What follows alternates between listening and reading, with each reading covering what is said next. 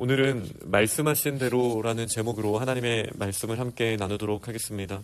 이제 요단 서편, 요단강을 건너고 나서 하나님께서 땅을 어떻게 분배하셨는지에 대한 내용이 나오게 됩니다. 특히 1절을 보니까 제사장 엘르아살과 눈의 아들 여호수아와 이스라엘 자손 지파의 족장들이 분배한 것이다 라고 이야기를 하고 있습니다. 우리가 지금 여기서 처음 보는 장면은 아닙니다. 먼저 민수기 말씀을 보면 민수기 34장 16절에서 18절까지 이렇게 이야기하고 있습니다. 여호와께서 또 모세에게 말씀하여 이르시되 너희에게 땅을 기업으로 나눌 자의 이름은 이러하니 제사장 엘르아살과 눈의 아들 여호수아니라. 너희는 또 기업의 땅을 나누기 위하여 각 지파에 한 지휘관씩 택하라 라고 이미 하나님께서 명령하신 내용이라 할 수 있습니다. 왜 제사장이 땅을 분배함에 있어서 함께 있어야 했을까요? 엘르아살은 아론의 아들이죠. 나답과 아비후가 죽은 이후에 하나님께서 대제사장으로 준비시키셨고 세우셨던 인물입니다. 대제사장 엘르아살이 기업을 분배하는 데 있어서 어떤 역할을 할 수 있었을까요? 이 사실은 분명히 기업 분배가 여호수아의 사적인 결정이나 개인적인 판단이 아니라 하나님의 뜻을 여호수아가 실행함에 있어서 여호수아도 한 도구였다라는 것을 분명하게 보여주고 있습니다. 제사장들은 그 흉패에 우림과 둠밈을 넣어두는 사람들입니다. 출애굽기 28장 30절 말씀을 보니 너는 우림과 둠밈을 판결 흉패 안에 넣어 아론이 여호와 앞에 갈 때 그의 가슴에 있게 하라. 아론이 여호와 앞에서 이스라엘 자손의 판결을 항상 그의 가슴에 둘지니라.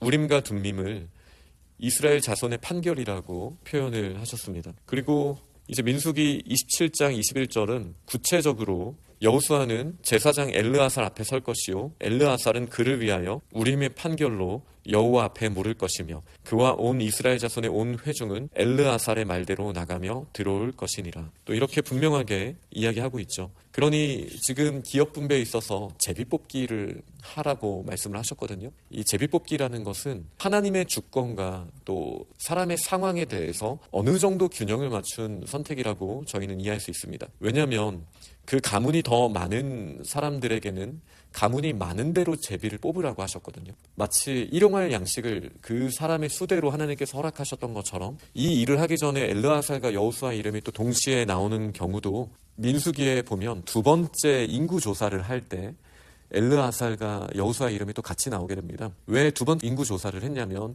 이제 군사 정비를 하는 의미도 있지만 그 땅을 분배함에 있어서 가문의 숫자대로 형평성 있게 분배를 해야 했기 때문에 제비를 뽑음에 있어서 더 많은 가문이 있는 이 지파들은 그 가문들을 나눌 때 그 수요대로 제비를 뽑게 하셨거든요.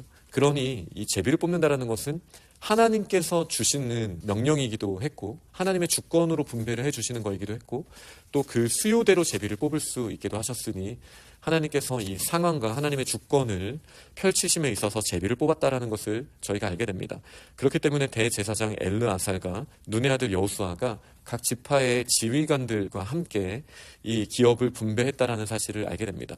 이 또한 여호수아가 자기 임의대로 한 것이 아니라 하나님께서 모세에게 이미 명령하신 대로 하나님의 말씀대로 행한 것이다. 이렇게 저희가 볼 수 있겠습니다. 또한 레위 자손들에게는 왜 기업을 주시지 않았습니까? 어제 또 그저께 말씀을 나눈 것처럼 이미 화제물과 여호와께서 그들의 기업이 되셨기 때문이죠. 그들에게는 땅을 기업으로 주지 않았습니다. 이 또한 말씀대로 5절에 보니까 모세에게 명령하신 것과 같이 행하여서 이와 같이 땅을 분배해야 했다. 여기에는 레위가 빠져있는 이유이기도 합니다. 그런데 레위가 빠져있는데 어떻게 12지파에게 땅을 분배했다라고 말할 수 있습니까? 라는 질문에 대해서는 요셉의 지파는 그가 마치 장자의 축복같이 복을 받았기 때문에 이것은 창세기에 나온 표현만이 아니라 성경 다른 부분에서도 요셉에게 장자의 축복을 주셨다라는 말씀이 있는데요. 이 성경을 보면 이 두 라인이 다 강조가 돼요. 유다를 통해 이제 왕이 나올 것이기 때문에 유다가 강조된 장조의 축복도 있지만 이 땅을 분배받은 내용에 있어서는 분명하게 요셉이 장자의 축복을 받았다. 원래 장자의 축복은 그 두 배, 두 몫을 기업의 분배로 받게 되어 있거든요. 그래서 요셉의 아들인 장자 므낫세와 차남 에브라임에게 하나님께서 장자의 축복으로 기업을 두 몫으로 주셨습니다. 그러니 레위를 빼고도 12지파가 되는 거예요. 이 12지파에게 모세에게 명령하신 것 같이 그 땅을 나누었다. 이것이 지금까지 벌써 2번이나 나온 하나님이 말씀하신 대로 그 땅을 분배하는 역할이 나오고 있습니다. 그리고 갈렙이 뭐라고 말합니까? 이 산지를 나에게 달라고 그렇게 이야기를 합니다. 그날에 들으셨습니다. 하나님의 말씀하신 대로 12절에 보니까 내가 여호와께서 말씀하신 대로 그들을 쫓아내리이다 라고 이야기를 합니다. 어떤 말을 들었습니까? 신명기 1장에 보면은 민수기 14장 사건에 나타났던 내용들을 구체적으로 다시 모세가 반복하여 말하는데, 그때 네가 밟는 땅을 갈렙 너에게 주리라 라고 하나님께서 말씀하셨다라는 거예요. 그 내용을 오늘 다시 갈렙이 이야기하고 있습니다. 그런데 여기서 저희가 이해해야 될 부분이 있습니다. 하나님께서 기업을 뽑아서 주시잖아요. 그런데 갈렙이 이 산지를 내게 달라고 또 이야기를 하고 있습니다. 이게 어떤 의미일까요? 원래 기업을 뽑을 때 이 기업을 분배했다라는 것이 사람의 아무 노력 없이, 믿음 없이 그 땅이 그냥 단순히 주어진다라는 의미가 아닙니다. 오늘 본문 앞쪽 2절에도 보면 제비를 뽑아 각 9지파와 반 지파에게 주었다라는 말에서 유다 지파도 결코 예외가 될 수 없습니다. 그리고 15장에 봐도 유다 지파가 그들의 가족대로 제비를 뽑은 땅에 대해서 저희는 또 내일 함께 보게 될 것입니다. 그러니 갈렙이 달라고 한 헤브론은 이미 유다가 뽑은 지파의 기업 경계선 안에 있다라고 저희는 이야기할 수 있겠습니다. 그러면서도 이 가문에게 주신 곳도 제비를 뽑게 되어 있었습니다. 유다 지파의 이 갈렙이 나에게 이 산지를 달라고 한 고백은 무엇일까요? 저희가 아주 끝쪽으로 보면 하나님께서 이미 말씀하신 갈렙에 대한 약속과 이 제비를 뽑는다라는 것이 하나님의 나라에 있어서 둘 다 아주 중요한 원칙이었기 때문에 갈렙이 말한 것은 제비를 뽑는 것과 같은 효과가 있었다라고 말하는 것도 한쪽 끝에서 우리가 해석할 수 있는 여지가 있을 것입니다. 그러나 저의 해석은 갈렙도 제비를 뽑았고, 그리고 원래 제비를 뽑은 이후에 그냥 주어진 것이 아니라 갈렙 같은 결단이 하나님 앞에서 요구되었다라는 거예요. 제비를 뽑았지만 여전히 그 산지에 아낙 자손이 있었어요. 가장 큰 자손. 40년 전에도, 여기 본문대로라면 45년 전이죠. 이미 가나안 땅에 들어와서 한 5년 정도 지났다라고 보는 거예요. 45년 전에도 다른 열 수령들은 아낙 자손들을 보고 우리가 저 땅을 어떻게 얻겠습니까? 라고 포기를 해버리거든요. 그때도 사실 하나님께서 제비 뽑은 것처럼 이미 주셨던 땅인데도 우리는 못해라고 말했어요. 그러면서도 이 기업을 제비 뽑아서 분배를 받았지만 그 땅을 차지하지 못한 사람들도, 기업들도, 가문들도, 지파들도 여전히 많았다라는 것을 봤을 때 저는 가장 자연스러운 해석은 하나님께서 이 기업을 주셨고 마치 45년 전에 가데스 바네아에서 그 땅을 우리에게 이미 하나님이 주셨다라는 갈렙의 고백처럼 제비 뽑은 그 땅을, 이 산지를 저에게 달라고 이야기하는 믿음의 고백이었다라고 보는 것이 저는 더 자연스럽다고 생각합니다. 그러나 여전히 이렇게 해석하지 않고 제비 뽑기 말고 저에게는 그 땅을 이미 약속하셨으니 저에게 주십시오라고 조금 더 적극적인 모습으로 해석하더라도 저는 이 둘 다 하나님이 말씀하신 약속 안에 있기 때문에 충돌되지는 않는다라고 저는 그렇게 보고 있습니다. 이 고백을 통해서 무엇을 알 수 있습니까? 하나님께서 제비를 뽑아 기업을 주신다 할지라도 여전히 그 땅은 밟으라고, 그 땅은 차지해야 한다라고, 정복해야 된다라고 말씀하시는 거예요. 이것은 일관된 하나님의 약속의 특징입니다. 아브라함에게도 동서남북을 바라보고 밟고 행하라고 말씀하셨죠. 행하는 대로 그 땅을 주리라 약속하셨어요.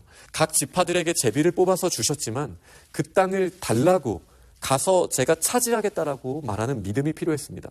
하나님은 약속하시고 갈렙이 그 땅을 차지해야 했습니다. 이것이 하나님 나라의 질서입니다. 하나님은 이 땅 가운데 빛이 있기를 원하시죠. 그래서 뭐라고 말씀하십니까? 일어나라, 빛을 발하라. 여기서는 저희의 믿음을 요구하시는 거예요. 지금 저희들 매일의 삶의 영역에서 이미 예수 그리스도의 은혜로 저희들에게 제비 뽑아 주신 각 우리에게 허락하신 기업의 영역이 우리 교회에서의 사역과, 사실 제가 계속 레위 지파에게 주신 기업이 무엇인지 3번째를 말씀드리지 않고 있었는데요. 제사장의 직분입니다.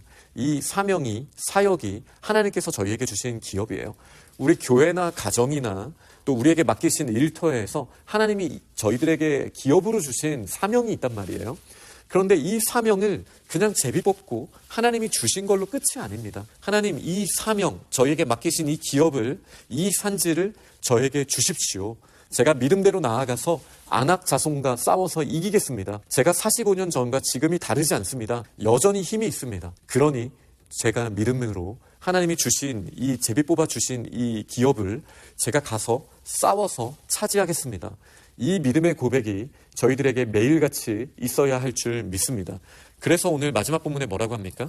그 땅에 전쟁이 그쳤더라. 이 헤브론 땅에 믿음의 사람이 믿음으로 나아가면 전쟁이 그치게 되는 거예요. 약속했기 때문에만 끝난 것이 아니에요. 약속대로 믿는 사람이 발걸음을 옮겼을 때 가장 큰 아르바라는 사람의 후손인 기럇 아르바라고 불렸던 이 헤브론 땅, 거인들이 있었던 땅이 45년 전에도 그들을 쫓아냈던 이 12정탐꾼 중에 10명이 부정적인 말을 하게 했던 곳이 바로 이 헤브론 때문이었거든요. 그러나 가장 어려운 땅을 믿음으로 이 땅을 제가 차지하겠습니다. 45년 동안 저는 이를 갈면서 준비했습니다라고 말했던 갈렙의 고백이 저희들에게 있어야 되지 않겠습니까? 이전에 사역을 하다가 혹시 저희가 이 일만큼은 못해라는 어려움을 겪은 지점이 있다 할지라도 저희들은 믿음으로 고백하며 반드시 승리할 수 있습니다. 아무리 어려운 일이라 할지라도 하나님이 예수 그리스도의 약속으로 주셨다면 반드시 그리스도 안에서 예가 될 줄 믿고 믿음으로 나아가는 우리 퍼듀 공동체가 될 수 있기를 간절히 소망합니다. 아멘.